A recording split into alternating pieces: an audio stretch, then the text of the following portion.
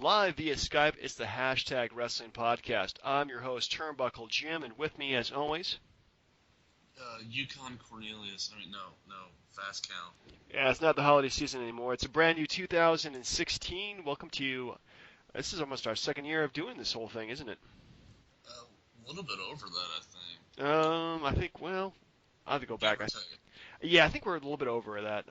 But yeah, so anyway, so folks, we're going to go ahead and talk about Raw from this past week. I thought it was pretty spectacular. Then we're going to go ahead and do our retro pay-per-view review, which is WWE New Year's Revolution 2006. That was 10, oh my God, 10 years ago. It feels like it was yesterday. Sadly, it does. At least, though, you didn't keep watching 2005. Yeah, at least I stopped there. I'm like, wait a second, they're doing. Oh my goodness, I'm trying to remember the match. It was just so bad. It was like. It was Hassan and Lawler, Oh right? yeah, Hassan and Lawler. Actually, I watched that match and it was just. Oh my God, it's terrible. Anyway, finally we're gonna finalize the show. Finish the show. Is that? I guess. It's a new year. It's a new day. It is a new day for us. So finish the show with our top 5 wishes, not predictions, for 2016. What we're going to wish for that the WWE does, or NXT does, or professional wrestling in general, because we might get into something else like Lucha Underground or Ring of Honor, or what's the other acronym one?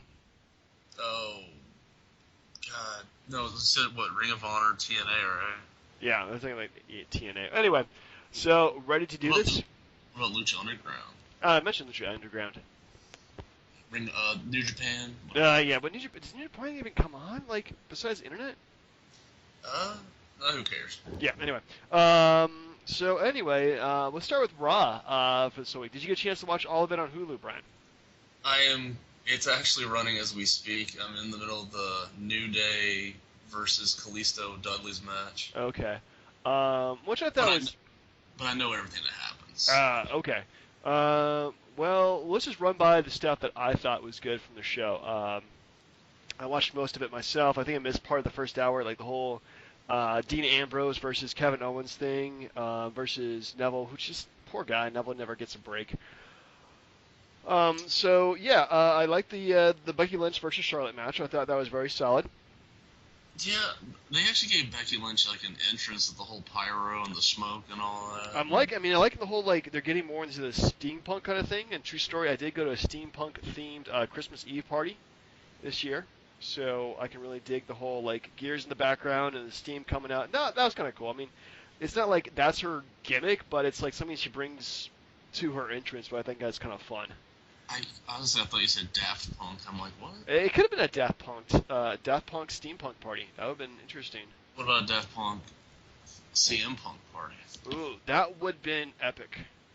I don't think I would have walked away from that one. Now, I like that, like the Charlotte Becky Lynch stuff, but in the back of my mind, I keep thinking Nikki Bella's going to come back and take the belt from her. That could be a possibility. Yeah, I'm afraid that the Bells might dominate again. But that was like really the only Diva stuff this Raw, which was Becky Lynch versus Charlotte. So I don't know. Maybe they didn't have anything else to do with this week. But they really need to have more than just one match, I think, every week. Divas Revolution. Divas Revolution dead by 2016. Well, I mean, like, really, I guess the whole point was just to push Sasha, Becky, and Charlotte, then push all 3 of them. Make it a triple threat match at the Rumble or something. Yeah, honestly, where's Sasha Banks? Like, she's probably, out of all of them, she's probably the most talented. And that's a pretty close, rank. But I mean, I think she definitely has the best wrestling ability and probably the best look to her. So I'm kind of surprised they haven't really given her as much time as they have for Becky Lynch. For Becky Lynch or Charlotte. So what would be nice that and you tell me I'm wrong on this, and get ready for it, but I think what they should do is like set it up at Mania, so it's like Charlotte and Bayley, and like they merge the titles, because really, if you're only going to wrestle once a week and that's all the storyline's going to be, you may as well just have one belt and the champ goes from show to show. No, I think it would be really just too hard because it's pre-tape all NXTs, and they do put the women's belt on the line there, and I think it'd just be too difficult if you ask me. Let's keep them separate, let them do their own thing in NXT, and let them do their own thing in the main roster. So Okay, maybe not merge the belts, at least have the match. I kind of think Champion versus champion. I think it'd be kind of cool. I'd be interested to see what they do with like Charlotte versus Bailey. Well, the thing is, Bailey she looks like she's gonna be like the female Cena, where like she just everybody loves her. She gets shoved down everyone's throats, and she's a goody two shoe character. Why not just bring her up already? Because thing is like too, like she kind of got over on her own too, and like really. It's not like John Cena came over as like this awesome guy, he's kicking ass, and then all of a sudden he's Mr. Nice Guy, and yeah, I don't know, it's just too hard a comparison. Anyway, moving on from the Divas, did you get a chance to see the entrance of the new heel stable on Raw? No, Hulu actually skipped that. Oh, they did? Well, yeah, I think they felt bad for Dolph Ziggler. Dolph Ziggler loses to Heath Slater, of all people, and Heath Slater debuting the Social Outcasts, which wasn't. I think I like the idea of this group because everybody's big on Twitter, on like any social media. Like of course it's Heath Slater, Bo Dallas. Oh goodness, it is Adam Rose and Curtis Axel, which are guys really they have not used well at all in the past year. Yeah, I just don't care because I kind of feel like they're not going to do anything with these guys. It's just something for them to do, like a Sandow, Macho Sandow kind of crap. Maybe, but if they like like the New Day or something like that, and actually trying to come up to in their own and show some kind of uniformity, maybe they might be interesting. We'll have to see. At least they'll have a feud like for with Ziggler, so that's something, and then we'll see where it goes from there. So I'm intrigued, and I'm hoping they actually do something well. Why don't they just call them Job Squad 2.0 or something? Because they're not jobbing yet. They've been jobbing forever. True. These guys are the biggest jobbers. It's so bad. Like what are these guys? The only thing I ever see these guys doing is like interrupting a Big Show brawl, just getting their asses kicked. True. Like that's all these guys are ever going to be. And prove me wrong. That's all I wanted to say. All right. Well, that's your opinion, man. Anyway, so you haven't gotten to the main event yet. Well, I just saw the creepy, disgusting Vince McMahon entrance. Like, oh. Yeah. Dude, he's 70 years old, man. He doesn't need to do this anymore. No, he's well beyond his years. The fact that he's doing this and bumping and, he had a lot more energy 15 years ago. Oh, my God, it's been that long. 15 plus years ago. My goodness, like 1999. And even back then, they're calling him like the geriatric freak or something like that. Is that? Something. No, when he like the genetic jackhammer. Genetic jackhammer, yeah. And he was like 50-some years old, so it's like, I mean, yeah, I guess, if I'm 70, I hope to look as good, but still, you're kind of creepy, Let Triple H be that, that guy. The veins are just popping off, and like he's just like doing the whole pec flex thing, and no, just no. Yeah. So yeah, it's definitely. But anyway, I have a couple questions, but I'll wait till after Raw's over. All right. Or talk about Raw at least. All right. Well, I mean, essentially the main event is, Vince McMahon, he's the guest referee. It's Roman Reigns versus Sheamus. All the shenanigans happen, but the ending was just kind of weird to me. Like, Sheamus punches out like who's the name of the replacement referee they had? No clue. It's like the guy who screwed over Daniel Bryan. It's like Armstrong or something like that. Oh, Scott Armstrong? Yeah, Scott Armstrong. And then like another referee comes out after he punches out a referee. So like, why aren't you disqualifying Roman Reigns? And because Roman Reigns is the one that punched out the referee. And like, why isn't the League of Nations coming in and like just destroying Roman Reigns? Because as a heel stable, that's what you do. You just protect your boy. So that really didn't make much sense to me. But at least the Royal Rumble, the big spoiler is that we're going to have, the belt on the line. There really shouldn't have been any surprise to you. I mean, look at the last couple of weeks, sir. What has the League of Nations done to Roman Reigns? Jack shit. Exactly. 4-on-1, 3-on-1, doesn't matter. He kicks the crap out of all of them. True. So really, why bury the guys even further? I honestly don't know. I mean, I guess it's like a heel stable. It's a good idea to bring people together to to fight Roman Reigns because they're the authority's gone right now and there really isn't anything to fight against. But yeah, it seems like why are they even bringing them together if they're not enhancing them? I mean, granted they're winning like tag team matches, but whoop de doo. This stuff would have been better later on during the year, where he could have gone through Rusev and then Del Rio and then Wade Barrett and Yeah, got a shot at Sheamus. But it's because we're at WrestleMania season and they're not stupid enough to let Sheamus go to WrestleMania as champ. yeah, it's pretty. I mean, it's just I don't know. It just seems like they have some good ideas, but bad ways to implement them. Well, okay, here's a couple things about Raw. Where's John Cena? Yeah, that's a good question. Like he didn't show up at all this week. He wasn't even mentioned.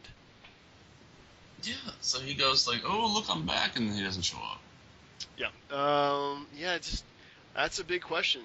I have really no answer for that. Now, so Big Show was already confirmed for the Rumble, but he got his ass whooped by the Wyatts. So does that make him a good guy again?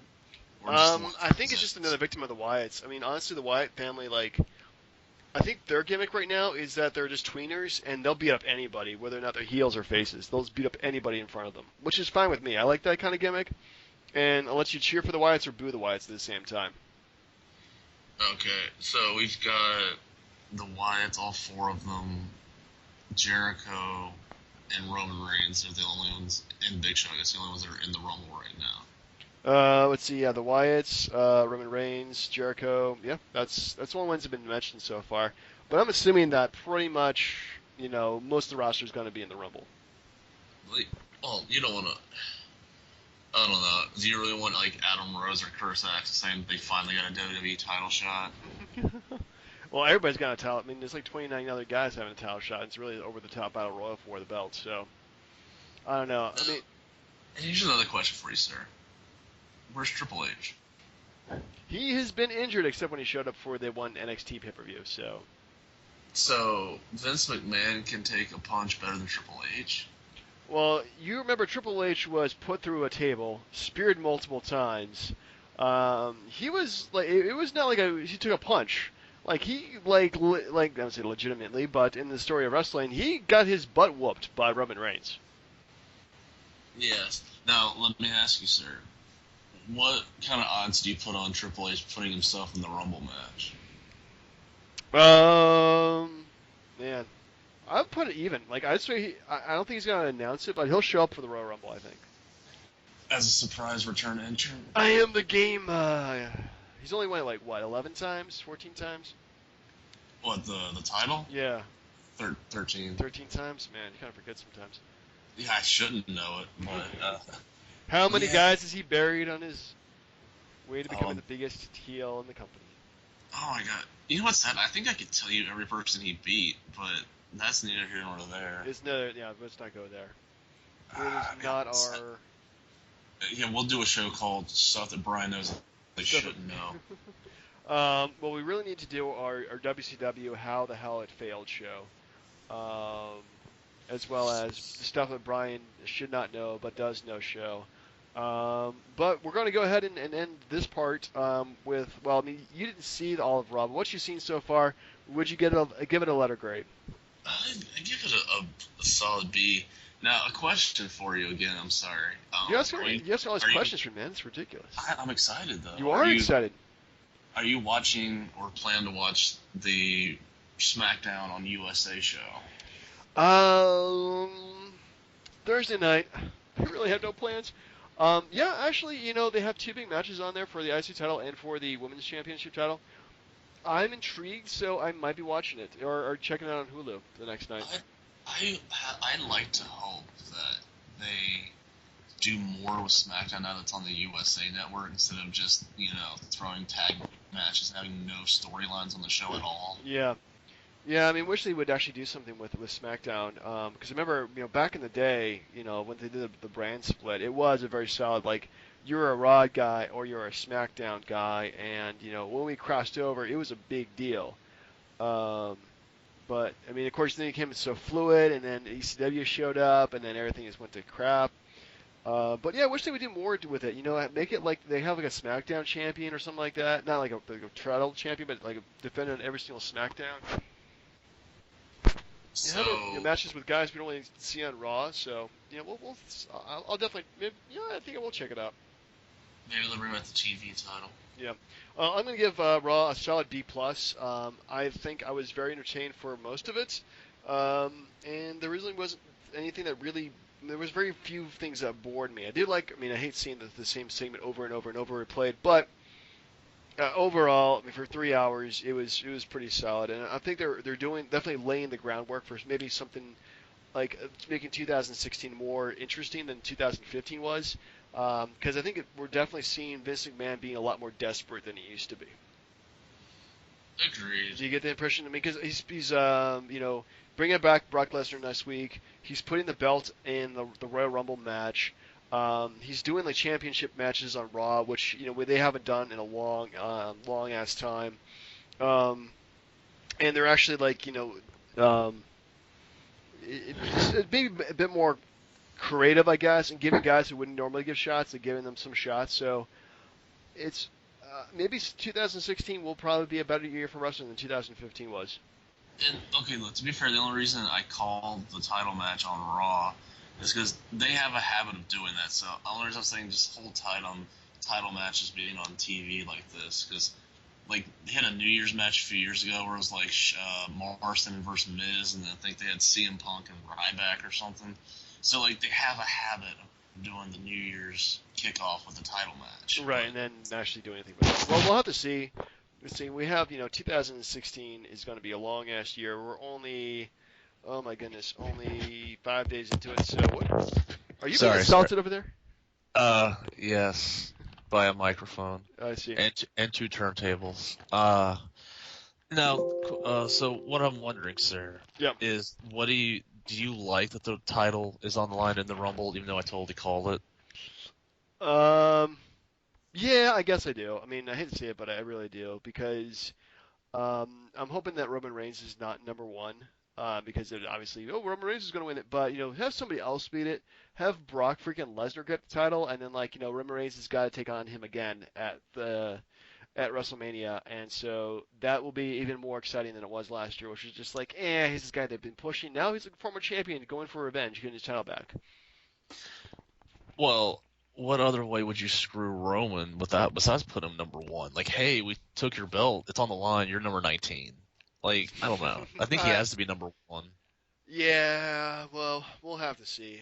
But I am probably long term. I probably will not like it as much, but I think in the short term, I'm going to be more excited for the pay per view. Well, it just narrows it down to Lesnar and Reigns. That's it. Yeah. But then again, even if Reigns wasn't in the match, we would be saying Lesnar was going to win the Rumble anyway. True, so, but I saw a bunch of people were complaining, saying that like it takes away from the match. Like, honestly, it doesn't, because the matches sucked the last few years anyway. Yeah. And this is different from the Ric Flair Rumble because there was no champion going into that Rumble. Right. It was just like everybody was going for the belt. So. Yeah. So I mean, it's kind of like 1992 again, but not. But even still, it's an interesting change. I'm not against it. No, and the fact that the last two Rumbles I've seen, we didn't watch the Rumble before then, but yeah, they sucked. They really did suck at the end. They have two guys. Everybody got booed out of the building. So having Roman's finally over. We'll see what happens. He may win the match. He may not. Now, let's say he does. Let's say he does win. Do you like how I complain about Cena and Triple H, but if he does win the match, like he's essentially beaten all the top talent and buried the entire roster in one night. Like, there's really no. Like, what else can they do with him if he beats the entire roster? I don't know. Maybe have Brock Lesnar kill him or something like that, and he comes back from the dead. It could happen. I don't know. Okay, let's just predict it now. Like, Reigns beats Lesnar at Mania. It's already handwritten, I think. It could be, but I don't know. We'll have to. We'll be predicting it. What weekend is the Royal Rumble? It's the 24th, right? Something like that. Yeah. Hopefully. Now, there was something else I forgot to ask you about. I'm sorry. But you've been asking me a ton of questions tonight. You've just been holding back in. Yeah. Well, let What me ask did you you. see? Go ahead. Go ahead. I was going to say, did you watch New Year's Revolution 2006?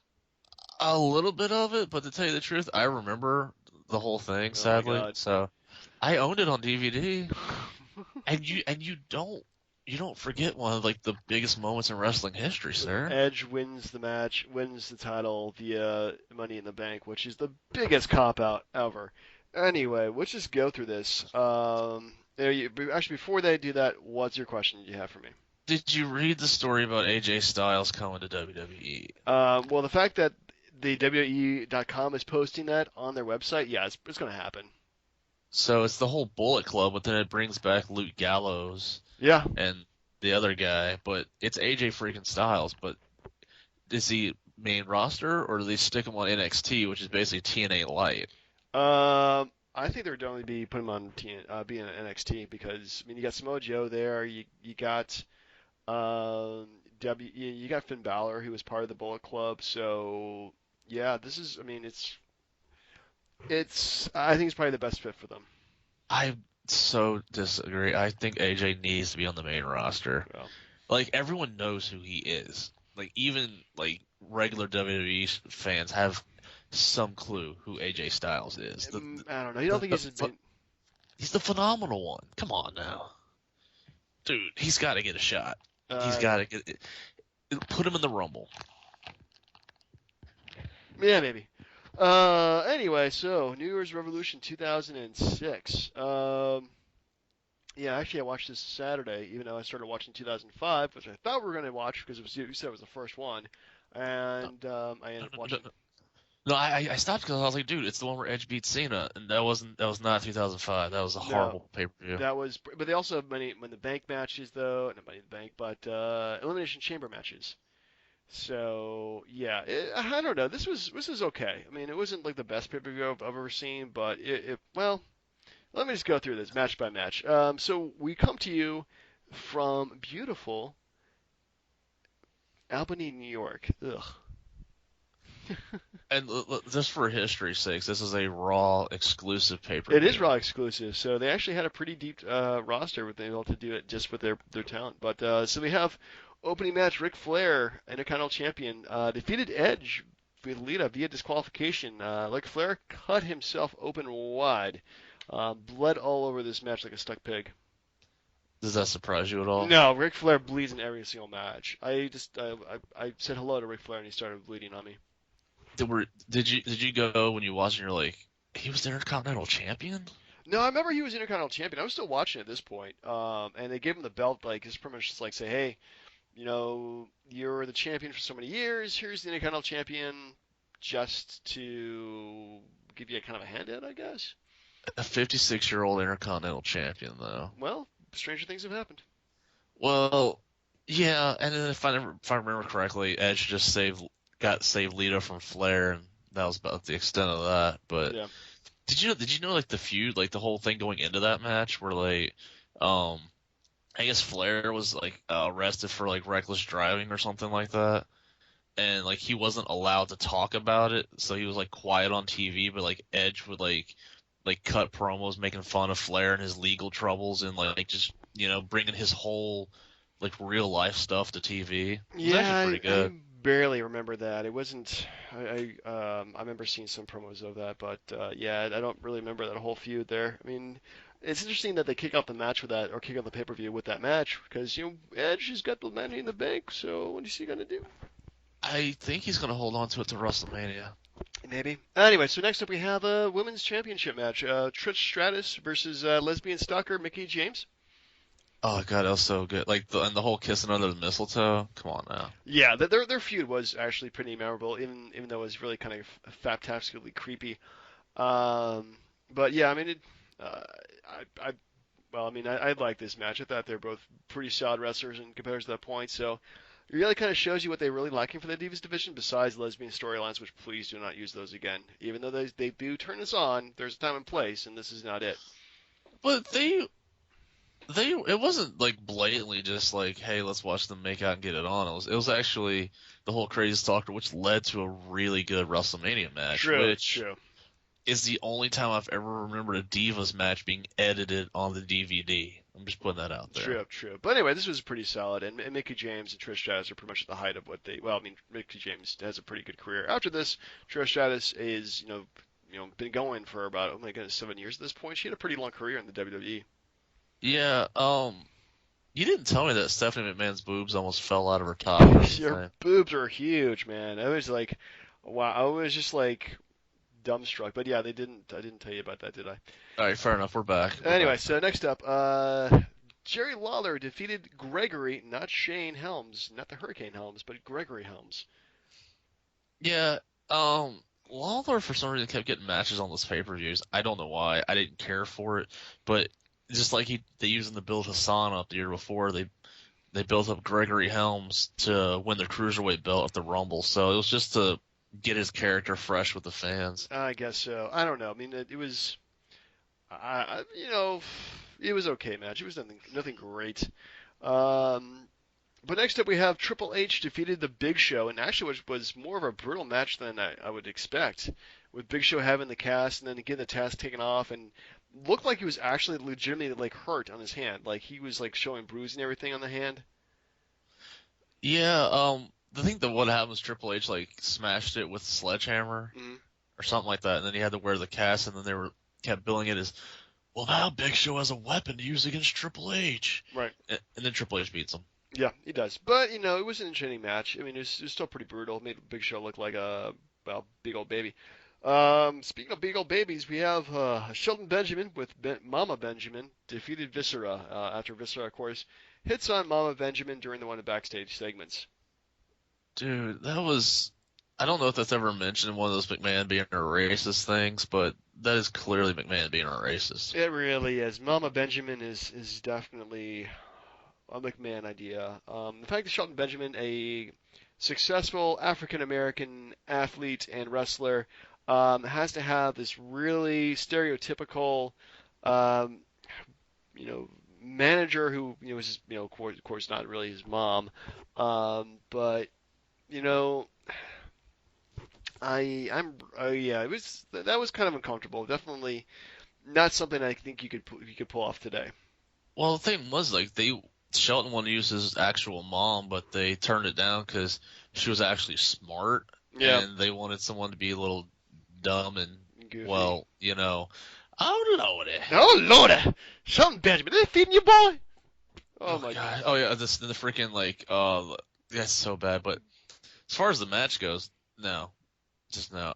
All I know is that it built Shelton back up to beat Flair for the IC belt. That's all it was. Yeah, well, it was, and Viscera, God bless his soul.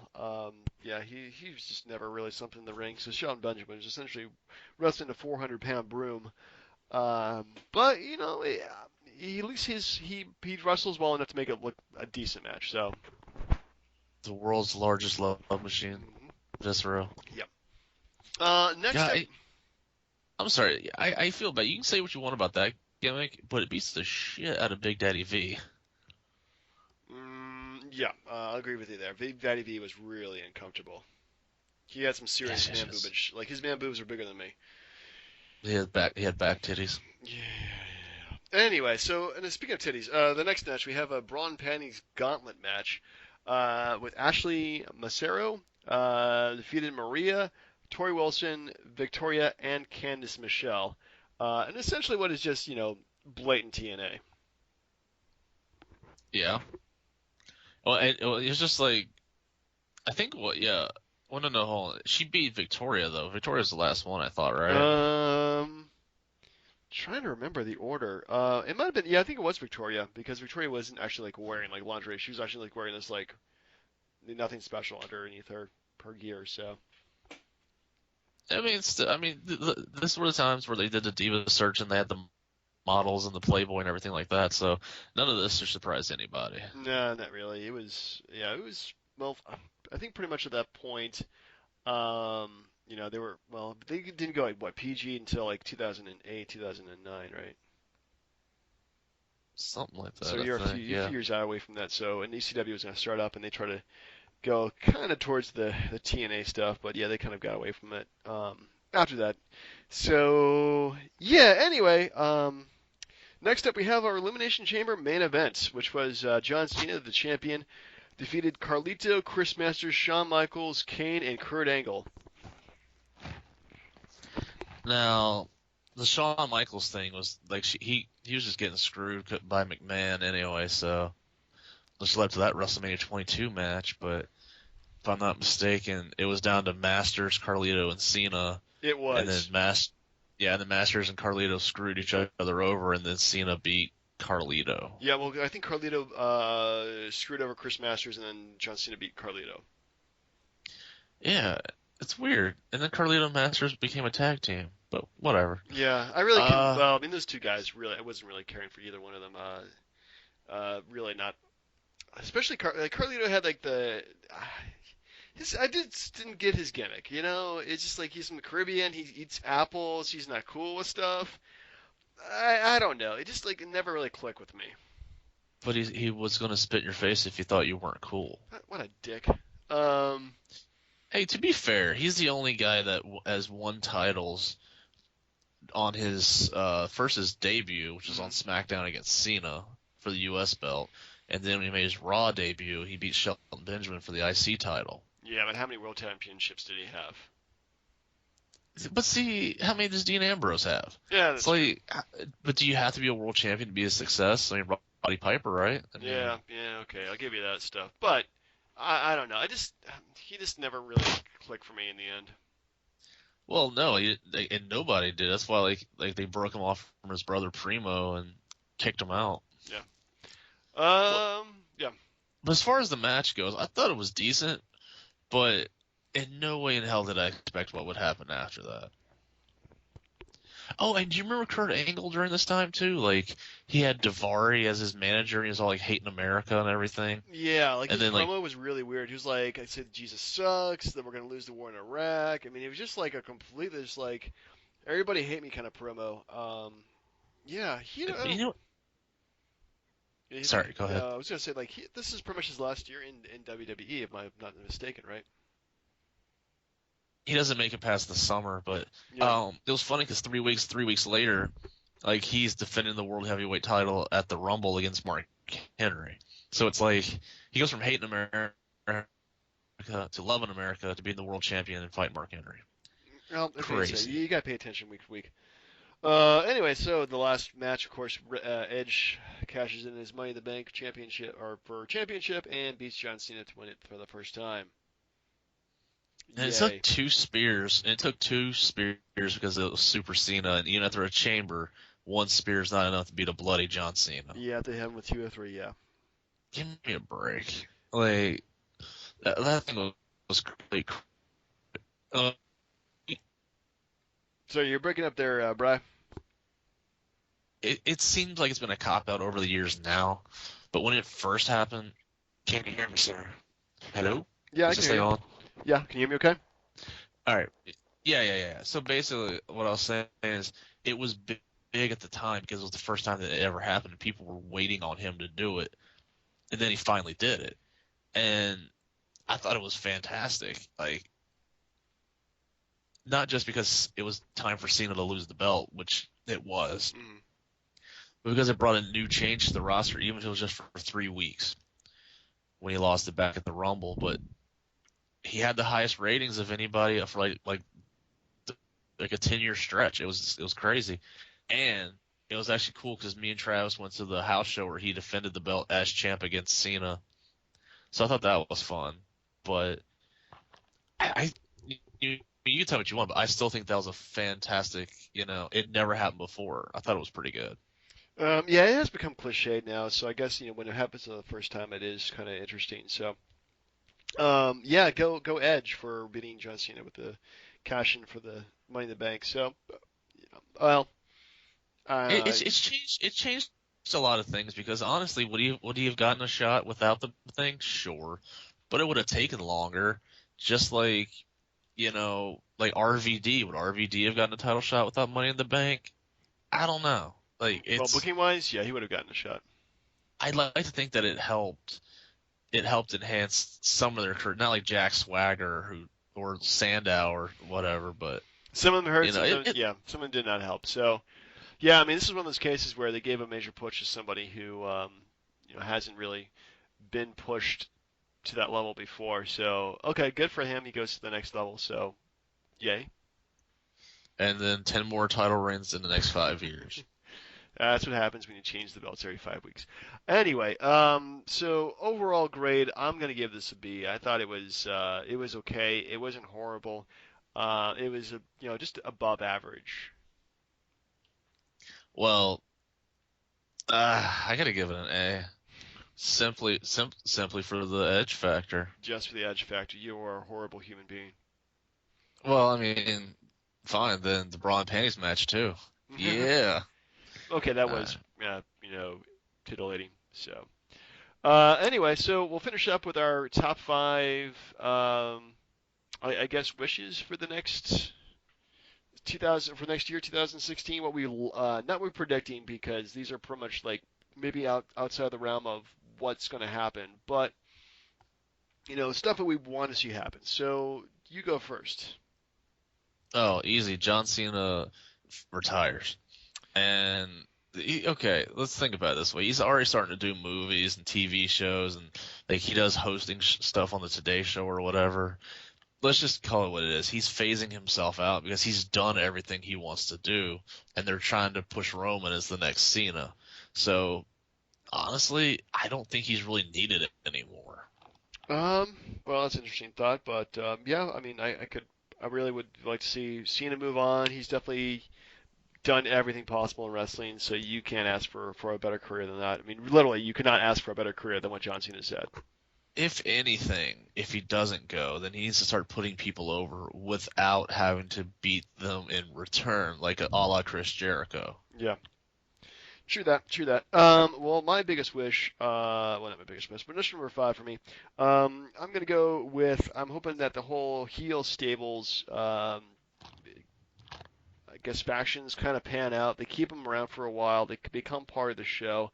Maybe we'll have some cool heel versus heel um, feuds like New Day versus the Wyatt family. I think that'd be pretty cool.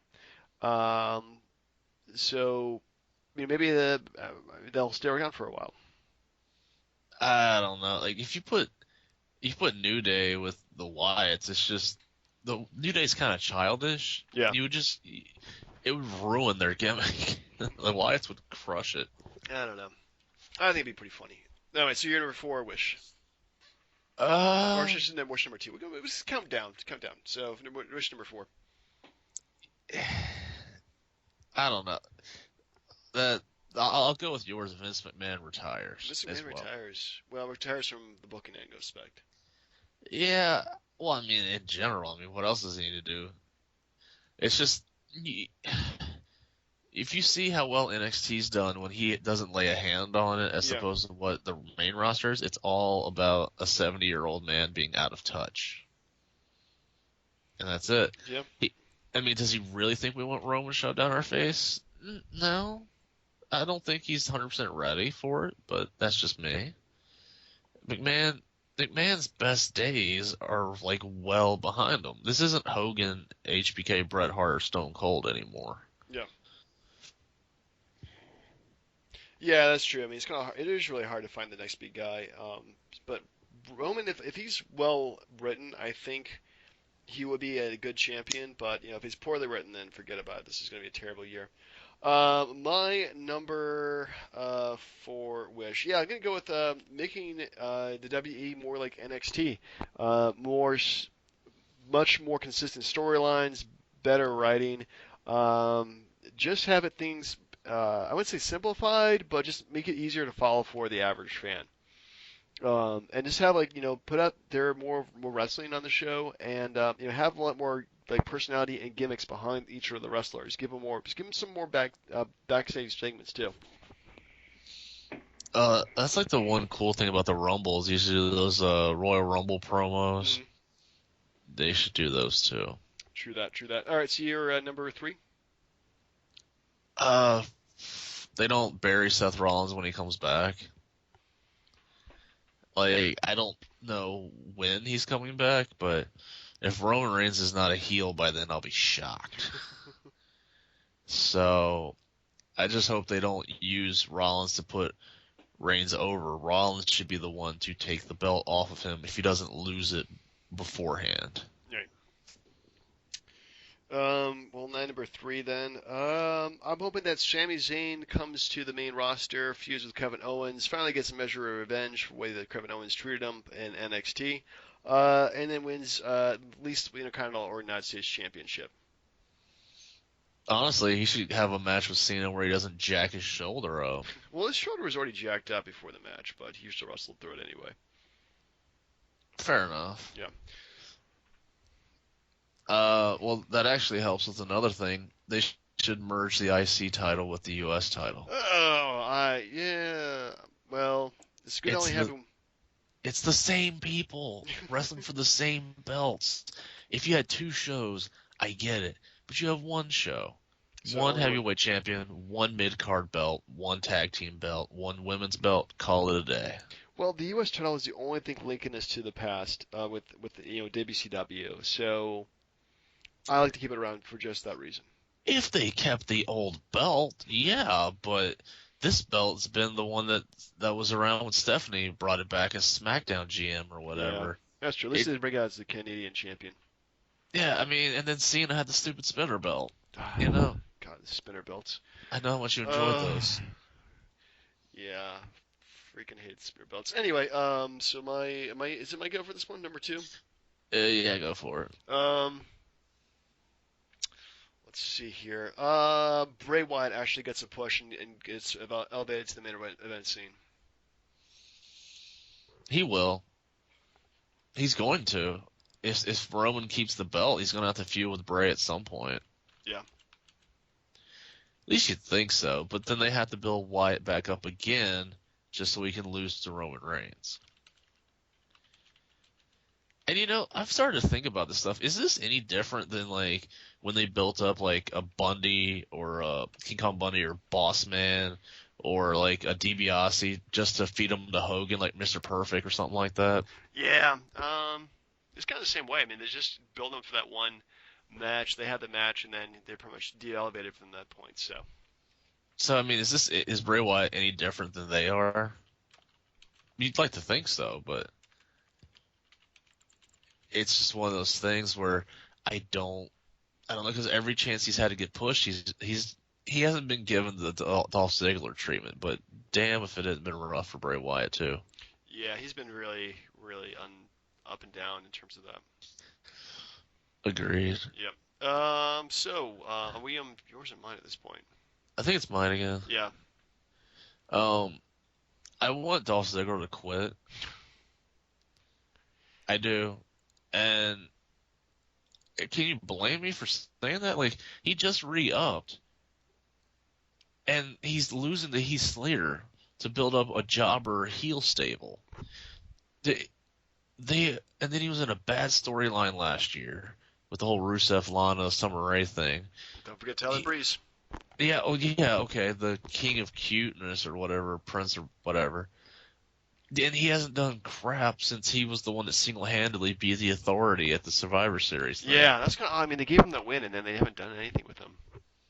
Like, and then, how they gave like Daniel Bryan leniency on like when he was hurt and he had the belt. They gave him some time. Didn't Dolph Ziggler win the World Heavyweight title, get a concussion from Del Rio kicking him in the head, and then the second he came back, he lost the belt back to Del Rio? Yeah, it was kind of a bad timing for their part. Like, I don't know if they're hating him because they remember he was in the Spirit Squad for some reason, but holy crap, Ziggler needs to quit, go somewhere else, and actually be successful.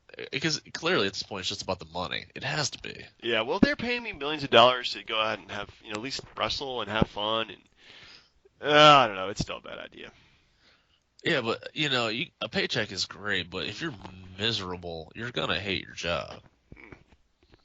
True that. All right, so my number one wish for 2016, at least make it memorable. I'm hoping that at least the storylines are exciting. I'm actually excited every time I watch wrestling, as opposed to like, how can they screw it up now?